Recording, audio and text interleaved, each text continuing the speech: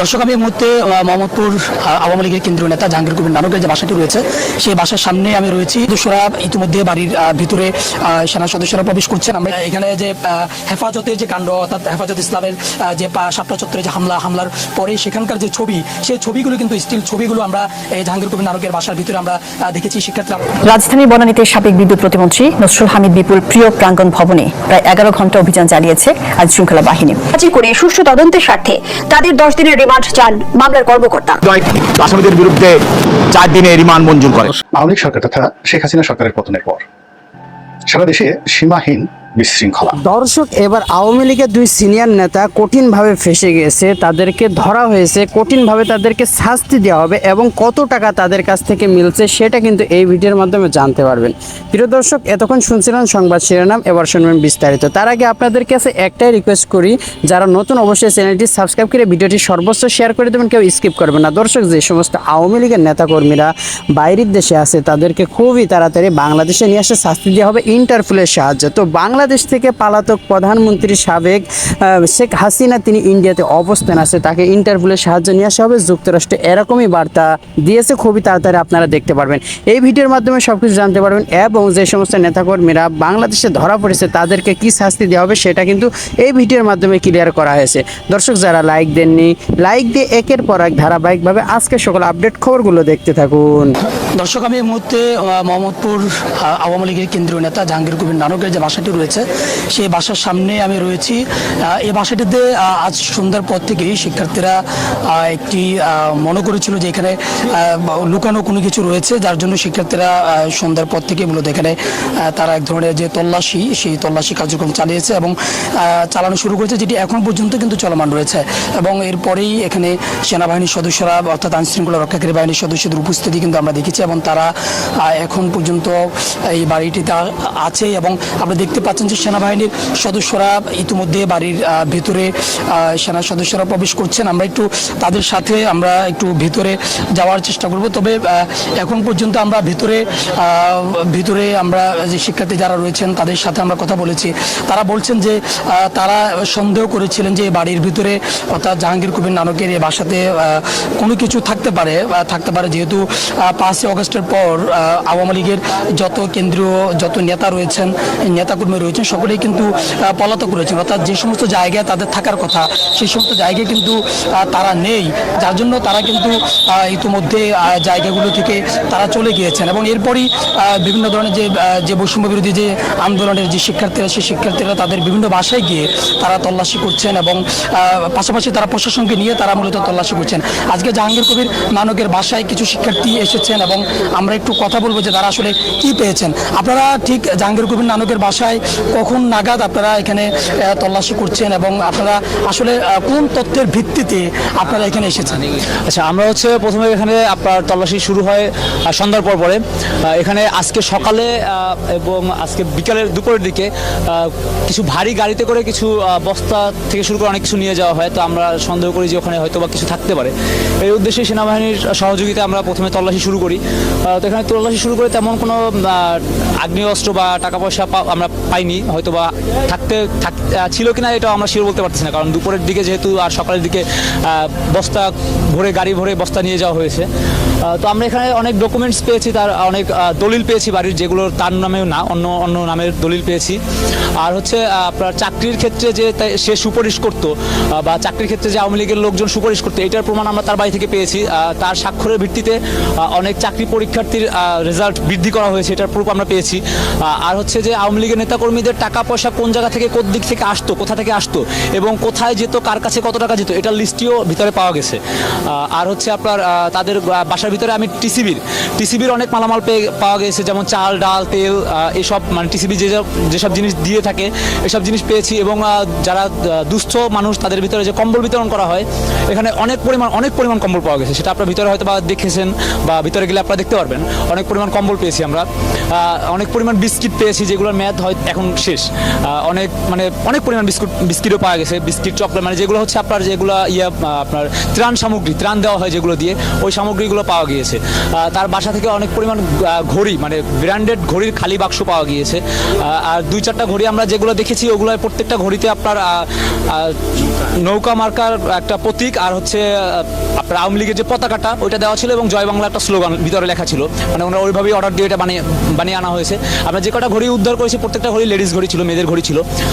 আর হচ্ছে মূলত আমরা ডকুমেন্টসের ভিতরে ওই যে পেপারসগুলো বেশি গুরুত্ব দিয়ে আমরা দেখেছি। প্রত্যেকটা পেপারস একে একে আমরা তল্লাশি করেছি। তার প্রত্যেকটা লকার চেক করা হয়েছে, লকারে কোনো কিছুই পাওয়া যায়নি, মানে তেমন। আপনাদেরকে তল্লাশি করার কথা বললো কি, বা আপনারা কারো থেকে অনুমতি নিয়েছেন কিনা? এটা আমরা যখন তল্লাশি শুরু করি তখন আমরা সেনাবাহিনীর লোকজন আমাদের সাথে ছিল, তারা বাইরে অবস্থানরত ছিল। আমরা একসাথেই আসছি সেনাবাহিনী। প্রথমে হচ্ছে আপনার কিছু ভার্সিটির ছেলেপেলে সন্দেহভাজন হিসেবে বাড়ির ভিতরে প্রবেশ করার পরে সেনাবাহিনীকে ফোন দেওয়া হয়। তারা আমাদের সাথে আসে, আমরা সেনাবাহিনীর সাথেই ছিলাম। আমরা যারা এখানে আসি, এখন বর্তমানে অবস্থান নিচ্ছি, সবাই সেনাবাহিনীর সাথে ছিলাম। আমরা আমাদের টোকিও স্কোয়ার ওখানে ছিলাম। ওখানে ফোন যখন তাদের কাছে যায়, তখন আমরা তাদের সাথে একসাথেই প্রবেশ করি এখানে। ঠিক। আরও কিছু পেয়েছেন কিনা? আপনারা বললেন যে কি ছবি পেয়েছেন, বা আর কি পেয়েছেন? ছবি বলতে যে হুজুরদের উপরে, মানে মাদ্রাসার ছাত্র এবং হুজুরদের উপরে যে অভিযানগুলো চালানো হয়েছে, এগুলো অনেক ছবি এখানে আছে ভিতরে। মানে যেমন কি কার ছবি আছে, বা কি কোন ধরনের ছবি? ছবি বলতে মাহফিলে গেছে, ওই মাহফিল থেকে কালেক্ট করে ছবিগুলো জুম করে, মানে মাহফিলের যে একটা আলাদা জুমিং যে ছবি, এই ছবিগুলো আমরা পাইছি, উপরে আছে। আপনারা হয়তো গেলে আবার দেখতে পাবেন। আপনারা ঠিক কতজন শিক্ষার্থী কখন নাগাদ আসবেন? আমরা আসছি এখানে, এলাকার যারা স্টুডেন্টরা আছে সবাই একসাথে আসছি। রাজধানীর বনানীতে সাবেক বিদ্যুৎ প্রতিমন্ত্রী নসরুল হামিদ বিপুল প্রিয় প্রাঙ্গণ ভবনে প্রায় 11 ঘন্টা অভিযান চালিয়েছে আইন শৃঙ্খলা বাহিনী। এতে জব্দ করা হয়েছে পিস্তল ও নগদ 1.5 কোটি টাকা। তবে হামিদ গ্রুপের কর্মীদের দাবি, তাদেরকে না জানিয়েই এই অভিযান চালানো হয়েছে। শেখ হাসিনা সরকারের পতনের পর ওই সরকারের প্রভাবশালী ব্যক্তিদের ব্যাংক হিসাব জব্দ সহ অভিযান পরিচালনা করছে আইন শৃঙ্খলা বাহিনী। এতে মঙ্গলবার মধ্যরাতে সাবেক বিদ্যুৎ প্রতিমন্ত্রী নসরুল হামিদ বিপুর প্রিয় প্রাঙ্গণে শুরু হয় অভিযান।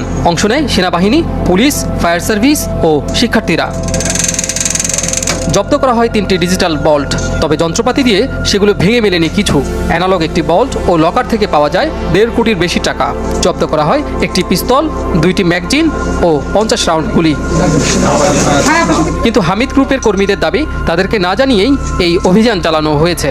একটা গ্রুপ অফ কোম্পানিতে যে পরিমাণ অর্থ পাওয়া গেছে, বা অন্য যে ডকুমেন্টস, আইন শৃঙ্খলা বাহিনী বলবে যে এখানে অন্য কোনো কিছু পাওয়া গেছে, অস্বাভাবিক কোনো কিছু পাওয়া গেছে কিনা। এখানে সম্পূর্ণ মিস ইনফরমেশনের কারণে আজকে আমাদের অফিসটা এইভাবে লন্ডভন্ড। যদি বৈধতা থাকতো তাহলে তারা লিগালি এসে বলতে পারতো এবং আমাদের হেল্প করতে পারতো যে আমার এই চাবি আছে, ভল্টের এই চাবি আছে, আজকে আমাদের এত কষ্ট করে এই ভল্ট ভাঙতে হয় না। প্রচুর পরিমাণ টাকা আছে এবং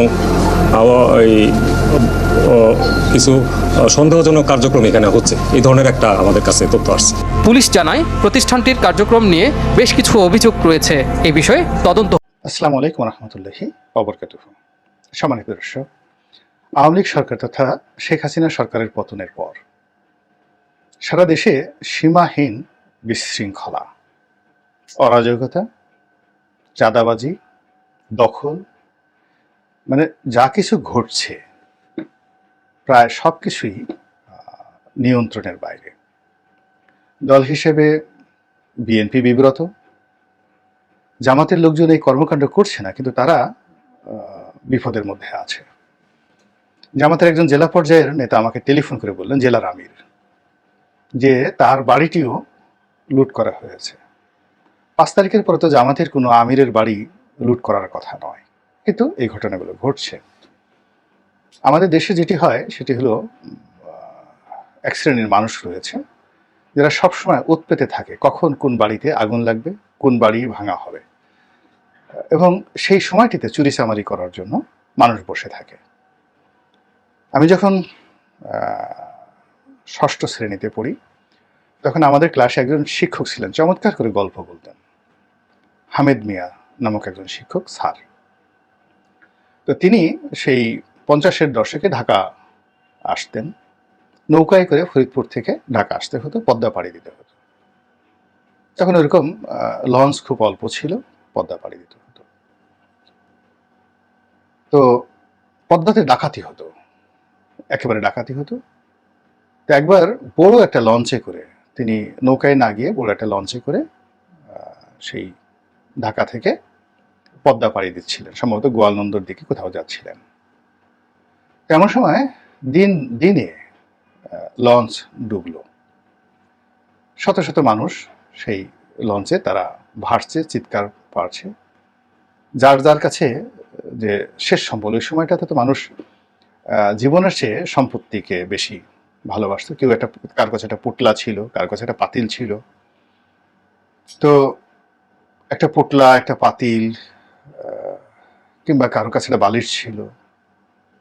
তো এইভাবে লোকজন ভেসে থেকে বাঁচার আকুতি জানাচ্ছিল। আর ডাকাতরা এসে এই নৌকা নিয়ে তাদের যে বৈঠা, সেই বৈঠার আঘাতে গুঁতো দিয়ে সেই কারো কাছে যে পাতিল ছিল, সেই পাতিল নিয়েছে যে ভেসেছিল, সেই পাতিলটা নেওয়ার জন্য সে একটা মানুষকে এভাবে ডুবিয়ে মারত ডাকাতরা।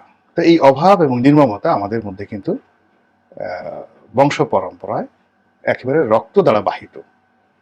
চিন্তা করেন যে একটা দরিদ্র মহিলা বা পুরুষ বা একটা ছেলে পদ্মা নদীতে একটা পাতিল, সেই পাতিল মানে সিলভারের পাতিল, বা ওই সময়টাতে বেশিরভাগ মানুষ করতো কি, ঢাকা থেকে যাওয়ার সময় একটা কলস নিয়ে যেত, পিতলের কলস। তো ডুবে গেছে, সেই কলস নিয়ে সে ভেসে আছে, আর তার মাথায় একটা বৈঠা দিয়ে বাড়ি দিয়ে তাকে মুহূর্তের মধ্যে মেরে জ্ঞান হারা করে তার কাছ থেকে কলসটা কেড়ে নেওয়া হচ্ছে। আমার যে স্যার হামিদ মিয়া, তিনি ওরকম একটা কলস নিয়ে ভেসেছিলেন। তো তিনি আল্লাহর কাছে দোয়া করলেন যে আল্লাহ, তুমি আমাকে এমনি মেরে ফেলো, কিন্তু ওই যে বৈঠা দিয়ে আমার মাথায় একটা গুঁতো দিয়ে আমার কলসটা নিয়ে যাবে, এই দৃশ্য আমি দেখতে পাচ্ছি না। তো তিনি বলছিলেন যে ওরা কি মনে করে সবার শেষে এসে আমার কাছাকাছি এসে আবার আমাকে সে মারতে তারা পারল না। এর কারণ হলো পদ্মা নদীতে অনেকগুলো স্রোত আছে, ঘোল হয়, মানে কুণ্ডলি পাকিয়ে ঘোল হয়। তো ওইরকম একটা কাছাকাছি জায়গাতে আমি ছিলাম, যেখানে ওরা মনে করলো যে ওখানে যদি আসে ওদের নৌকাটা অনেক দূরে চলে যাবে। এই আমি প্রাণে বেঁচে গেলাম। তো এই ছিল আমার শোনা গল্প। আর আমার নিজের বাস্তব অবস্থা হলো, আমার যে বাড়িটি আওয়ামী লীগ সরকারের শেখ হাসিনা ভাঙলো নিজে, বলতে গেলে হুকুম দিয়ে, তো সেই বাড়িটি যখন ভাঙা হলো, ওই বাড়ি থেকে মালামাল সরানোর জন্য শেখ হাসিনাকে যেভাবে ৪৫ মিনিট সময় দিয়েছিল, আমাদেরকে ওরকম ৪৫ মিনিট সময়ও দেওয়া হয়নি। তো অনেক দিনের পুরনো সংসার কিনা ছিল, গ্রামে একটা বাড়ি, সেই ৮-১০ বেডরুমের একটা বিশাল, আপনি অনেকে দেখেছেন সেই বাড়ি। সব রুমে ফার্নিচার ছিল, মালামাল ছিল, টাকা ছিল, পারিবারিক অনেক দলিল দস্তাবেজ ছিল, সব কিছু ছিল, এসি ছিল, মানে অনেক কিছু ছিল। একদিকে হাজার হাজার মানুষ দাঁড়িয়ে সেই সরকারের তাণ্ডব দেখছে, আমার পরিবারের লোকজন কাঁদছে, হাউমাউ করে কাঁদছে, সাধারণ মানুষও কাঁদছে। আর এই গুন্ডা বদমাশ যারা আছে তারা কিন্তু ওই বাড়ি থেকে কে কোন মাল চুরি করবে সেটা পাল্লা দিয়ে যে যার মতো ঘুরে ঢুকে ওখান থেকে মাল সামানা বের করে দৌড়ে দৌড়ে পালিয়ে চলে যাচ্ছে। একজন দুজন নয়, কয়েকশো। এই হলো বাস্তবতা। এর মধ্যে হয়তো এমন লোকও আছে যারা আমার দল করে বা আমার প্রিয়, কিন্তু আমার হয়তো ডাইনিং টেবিলের প্রতি কারো লোভ ছিল, ফ্রিজের প্রতি কারো লোভ ছিল, মানে যে যার মতো করে মুহূর্তের মধ্যে ৮টা বেডরুম, এই ৮টা বেডরুমের যত জিনিসপত্র সব নিয়ে নেওয়া হলো। তো যাই হোক, এখন এই বাংলাদেশে যে অস্থির অবস্থা চলছে, এই একই ঘটনা দায় পড়ছে বিএনপির উপরে, যে বিএনপির লোকজন গর্ত থেকে বের হয়ে এসে এই অপকর্মগুলো করছে। কিন্তু বিএনপি এখানে অসহায়। আইন শৃঙ্খলা যারা রক্ষাকারী বাহিনী, পুলিশ কাজ করছে না, দাঁড়িয়ে দাঁড়িয়ে তামাশা দেখছে। আওয়ামী লীগের পরিবর্তে বিএনপির যারা লোকজন তারা গিয়ে থানায় ধর্ণা দিচ্ছে, বিএনপি আওয়ামী লীগের লোকজন দিচ্ছে, কিন্তু কোনো জায়গাতে আসলে আইন শৃঙ্খলা রক্ষাকারী বাহিনীর সহযোগিতা পাওয়া যাচ্ছে না। আর্মিও কাজ করছে না, পুলিশও কাজ করছে না, শুধু কোনো কোনো জায়গাতে আর্মি টহল দিচ্ছে, এই পর্যন্ত কিন্তু অ্যাকশনে যাচ্ছে না। এর ফলে এই অরাজকতা রীতিমতো মাঠসান নেয়, সিভিল ওয়ারের মতো জায়গাতে চলে গেছে। বড় মাছ ছোট মাছকে খাচ্ছে। কোথাও কোথাও আওয়ামী লীগ তো পালিয়ে চলে গেছে, বিএনপির লোক একজন আরেকজনের সাথে মারামারি করছে, এক গ্রুপ আর এক গ্রুপের সাথে মারামারি করছে। তো আর আইন শৃঙ্খলা রক্ষাকারী বাহিনী দেখছে এবং তাদের বিভিন্ন গোয়েন্দা সংস্থার মাধ্যমে কারা কারা এই কর্মকাণ্ড করছে সেইগুলো তারা তালিকা করছে। এবং খুব নিখুঁতভাবে তালিকা করছে। আপনাদের মনে আছে যে আমাদের যে সামরিক গোয়েন্দা সংস্থা এনএসআই, ডিবি, এদের একটা সমন্বিত সেল একসাথে কাজ করে। তো এরই প্রেক্ষিতে বিএনপি যখন ক্ষমতায় এলো প্রথমবার, তারা অপারেশন ক্লিন হার্ট নামে একটি অপারেশন পরিচালনা করেছিল এবং 24 ঘন্টার মধ্যে সারা বাংলাদেশে যারা সকল অপরাধীদেরকে, একেবারে চিহ্নিত অপরাধীদেরকে, যারা মানে এক গ্লাস পানি খাওয়ার সময় পায়নি, ওইভাবে কিন্তু পুরো হৃদয় যেভাবে, হার্ট যেভাবে ক্লিন করে, সেইভাবে বাংলাদেশকে সন্ত্রাসমুক্ত করেছিল সেনাবাহিনী। তো সেই সেনাবাহিনী বাংলাদেশে ডিপ্লয় করা আছে, তারা চুপচাপ বসে আছে আর চেয়ে চেয়ে দেখছে। এটা যেমন শেষ নয়, আবার তারা এগুলো দেখে ক্যান্টনমেন্টে ফিরে আসবে এবং এইভাবেই চলতে থাকবে, তাও শেষ নয়। এর কারণ হলো এই জিনিসগুলো যদি চলতে থাকে, সেনাবাহিনী, পুলিশ বাহিনীর অস্তিত্ব থাকবে না। তারা শুধুমাত্র একটা সুযোগ দিচ্ছে যে তুমি কতটুকু লাভ দিতে পারো, কতটুকু অপকর্ম করতে পারো এবং তুমি আসলে কি করতে পারো, এই সুযোগটা দিচ্ছে। এর কারণ হলো মানুষের ক্রোধ, অপকর্মের একটা নির্দিষ্ট লিমিট আছে, এই লিমিটটি সে মনের আনন্দ করে, তারপরে উত্তেজনায় করে, তখন বাধা দিতে গেলে রক্তারক্তি হয়। এগুলো করতে করতে একটা মানুষ স্থির হয়। আর আইন শৃঙ্খলা রক্ষাকারী বাহিনীর ট্রেনিং হলো, পলিসি হলো, নীতিমালা হলো, এরকম যখন একটা স্থিরতা আসে তখন তাদেরকে কক করে ধরা। যেমন একটা চোর যখন চুরি করে, সে কিন্তু একটা অ্যাডামেন্ট হয় যে তার অনেক চোরের কাছে খুর থাকে, ছোট ছুরি থাকে, ডাকাতদের কথা বাদ দিলাম, বা ডাকাতরা যারা ডাকাতি করতে যায়, তারা যখন ডাকাতি করতে যায় তাদের সঙ্গে একটা যে অস্ত্র থাকে সেটি নিয়ে তারা একটা যুদ্ধংদেহী মনোভাব তাদের কাজ করে। সামনে যারা আসবে তাদেরকে গুলি করা হবে, কোপ দেওয়া হবে। কিন্তু ডাকাতি যখন শেষ হয়, চুরি যখন শেষ হয়, তখন চুরির মাল নিয়ে তারা যখন ভাগে, পালায়, তখন বারবার পিছনে ফিরে তাকায়। আর তখন যদি ছোট্ট একটা মুরগি ককর ককর করে উঠে, অনেক চোরের পিলে চমকে যায়। একটা কুকুর যদি ঘেউ ঘেউ করে উঠে, তাদের অন্তরাত্মা কেঁপে যায়। আর মানুষ যদি পেছনে ধাওয়া দেয়, তাহলে যত দুর্ধর্ষ ডাকাত হোক না কেন, কাপড় খুলে দৌড় দেওয়া শুরু করে দেয়। এটা হলো মানে একটা হিউম্যান সাইকোলজি। তো এখন যারা লুটপাট করছেন বাংলাদেশে, সেটা আওয়ামী লীগের হোক, বিএনপির হোক, জামাতের হোক, সাধারণ পাবলিক হোক, দুর্বৃত্ত যারা করছেন, এই দিন নয়, খুব দ্রুত, আমি এটা আন্দাজ করে বললাম না, অঙ্ক কষে কষে বললাম যে খুব দ্রুত পুলিশ, বিজিবি, সেনাবাহিনী এবং এদের সঙ্গে যুক্ত হবে স্থানীয় যারা ভুক্তভোগী, তারা সব মিলিয়ে মাত্র 24 ঘন্টা, বেশি না, 24 ঘন্টা, অনলি 24 আওয়ার্স যে অভিযান চলবে, যৌথ বাহিনীর অভিযান চলবে, সেই অভিযানে মুহূর্তের মধ্যে ম্যাচাকার হয়ে যাবে। যারা এখন যা কিছু করছেন, যা অর্জন করছেন, তার 10 গুণ খোয়াতে হবে। অনেকের যারা খুব বেশি বাড়াবাড়ি করছেন তাদের প্রাণ চলে যাবে। এবং আপনাদেরকে যখন ধরে পিটমুড়া করে বেঁধে যখন রাখা হবে পাবলিক, মানে গণপিটুনি দেওয়ার জন্য, মানে আপনাদের জীবন বাঁচানোর জন্য, তখন এই সেনাবাহিনীকে, যৌথ বাহিনীকে বিশেষ পরিশ্রম করতে হবে। এর কারণ হলো জনমতটা তখন একেবারে সম্পূর্ণভাবে রাজনৈতিক শক্তির বিরুদ্ধে চলে যাবে। আওয়ামী লীগকে তারা তাড়িয়েছে, এখন যারাই করছে এই দায় দায়িত্ব বিএনপির উপর আসবে এবং দায় দায়িত্ব জামাতের উপর আসবে, জাতীয় পার্টির উপরে আসবে না। তো বিএনপি এবং জামাত এই এখন যে পুরো পাবলিকের যে সেন্টিমেন্ট, সেই সেন্টিমেন্টের বিরুদ্ধে যদি চলে যায়, তাহলে আর রাজনীতি থাকলো না। এই সরকার, সে যদি বলে যে আমি আরো 5 বছর থাকবো, জনগণ বলবে যে 5 বছর না, তোমরা 10 বছর থাকো, আমাদের আর বিএনপি জামাত লাগবে না। তো এরকম একটি পরিবেশ পরিস্থিতি তৈরি আমরা করে ফেলেছি, তৈরি হয়ে গিয়েছে, অথবা পেছন থেকে কল কাঠি নেড়ে এরকম একটা পরিস্থিতি তৈরি করা হয়েছে মূলত বিরাজনীতিকরণের জন্য, নতুন একটা 111 করার জন্য। এই সাধারণ বিষয়টি যদি আপনারা বুঝতে না পারেন, তাহলে আপনাদের জীবনে যদি দুর্ভোগ আসে, আপনি কি করে তখন আল্লাহকে দায়ী করবেন, অন্যদেরকে দায়ী করবেন? এটি গেল এক। 2 নম্বর হলো যে পুলিশ ঘুষ খায় এবং রিমান্ডে মারধর করা হবে না, এজন্য টাকা দিলে পুলিশ রিমান্ডে মারধর করে না, এরকম বদনাম প্রচুর আছে। কিন্তু সেনাবাহিনীতে আসলে এইভাবে 2-4 10,000 20,000 লাখ টাকা ঘুষ খেয়ে কোনো একটা আসামিকে মারবে না, এরকম বদনাম আসলে সেনাবাহিনীর বিরুদ্ধে এখনো পর্যন্ত কেউ করেনি।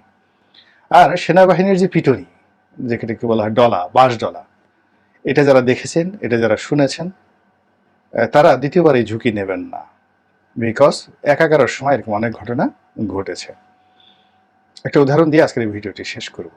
পাবনা সদরের এমপি প্রিন্স আমাদের বন্ধু মানুষ। তো একবার এরকম 12-13 সনে এরকমই হলো যে আওয়ামী লীগ ক্ষমতা হারাতে পারে এবং সেনাবাহিনী ক্ষমতা নিয়ে নিতে পারে। তো সে আমার কাছে এসে বললো যে দোস্ত, যদি এরকম কোনো ঘটনা ঘটে আমি উলঙ্গ হয়ে যাব, ন্যাংটা হয়ে পাগল হয়ে যাব, এরপরে কাদার মধ্যে একটা লাভ দিয়ে সারা শরীরে কাদা মাখিয়ে এরপর সীমান্ত পাড়ি দিয়ে তারপরে আমি যে সুস্থ এই কথা বলবো। আমি বললাম যে কেন তুমি এরকম করবা কেন? বলে যে সেনাবাহিনীর পিটুনি যে কি জিনিস এবং কিভাবে যে তারা কাজ করে এটা আমি বুঝতে পারিনি। 11-11 সময়টিতে এরকম যখন বিএনপির পতন হলো তখন তারা আওয়ামী লীগের যারা লোকজন তাফালিং দেখাচ্ছিল, এই এখন বিএনপির লোকজন যেভাবে তাফালিং দেখাচ্ছে, তো তাফালিং দেখাচ্ছে। তো সে যেহেতু জেলা আওয়ামী লীগের সভাপতি অথবা সেক্রেটারি, তো এক জায়গায় দাঁড়িয়ে দাঁড়িয়ে সে খুব দাপট দেখাচ্ছে এবং বলছে যে এই আমার AK-47টা নিয়ে আইতো, ওরা আজকে এখনই শেষ করে দেব। তো সেখানে সেনাবাহিনীর সিভিল ড্রেসে সেনা গোয়েন্দাদের কর্মকর্তারা ছিল। তো একজন আস্তে তার কলারটা ধরে ফেলছে, ধরে তাকে নিয়ে গেছে সেই সেনা ক্যাম্পে। আর এই পিটুনি কিভাবে তাকে 2 পা উপরে বেঁধেছে প্রকাশ্যে, তারপরে মাথা নিচে ছিল, বেদম প্রহার এবং বস্তা ভিজিয়ে সেই বস্তায় আবার তার মুখ সারা শরীর ঢেকে দিয়েছে। তাহলে তাকে পুরো বস্তায় ভরা হয়েছে, বস্তায় ভরে সেই বস্তা আবার ভিজা বস্তা, যেন সে নিঃশ্বাস নিতে তার কষ্ট হয়। তারপরে তাকে পা দুটো গাছের সঙ্গে টানিয়ে তাকে প্রহার করা হয়েছে। পাবনার এমপি প্রিন্স, জিজ্ঞেস করে দেখেন প্রিন্স বলবে গর্ব করে। তো এই ঘটনা যে আগামী দিনে ঘটবে না আপনি কি করে বলেন? এর কারণ হলো প্রিন্স যে তাফালিং দেখাচ্ছিল তার চেয়ে 1000 ভাগ তাফালিং এখন সারা বাংলাদেশে ঘটছে। এটা কি কন্টিনিউ করবে? আমার তো মনে হয় না। আল্লাহ আমাদের সবাইকে হেদায়েত দান করুন এবং হেফাজত করুন। আসসালামু আলাইকুম ওয়া রাহমাতুল্লাহি ওয়া বারাকাতুহু। প্রিয় দেশবাসী, আপনারা যে যেখান থেকে ভিডিওটি শুরু থেকে শেষ পর্যন্ত দেখেছেন আপনাদেরকে অসংখ্য ধন্যবাদ জানাই। আর যারা এই ধরনের নিউজ লাইভ দেখতে ভালোবাসেন তারা অবশ্যই ইউটিউব চ্যানেলটি সাবস্ক্রাইব করে রাখবেন আর এই ভিডিওটি শেয়ার করে অপর ভাইকে দেখার সুযোগ করে দেবেন। তাহলে সবাই ভালো থাকবেন, সুস্থ থাকবেন। দেখা হবে পরবর্তী কোনো দেশের আপডেট খবর অথবা নিউজ নিয়ে। আসসালামু আলাইকুম।